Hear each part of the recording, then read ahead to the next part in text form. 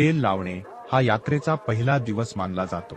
या दिवशी गावामध्ये सवाद्य मिरवणूक निघते। नियोजित पुजाऱ्याच्या हातात आरती घेऊन ही मिरवणूक गावातून पूर्वीपासून ठरलेल्या मार्गावरून जाते।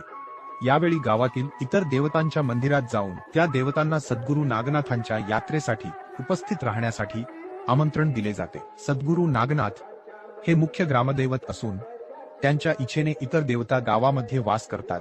तरी या नागनाथांच्या यात्रेसाठी इतर सर्व देवतांनी उपस्थित राहावे आणि ही यात्रा निर्विघ्नपणे पार पाडावी यासाठी हे आमंत्रण देण्यात येते।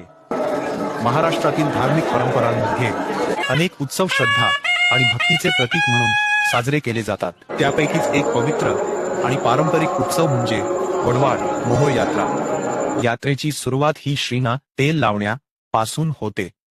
चैत्र शुद्ध पौर्णिमेच्या दिवशी साजरा होणारा हा उत्सव श्री महाराजांच्या आगमनाची चाहूल मानला जातो। या दिवसापासून पुढील धार्मिक सोहळ्यांना प्रारंभ होते।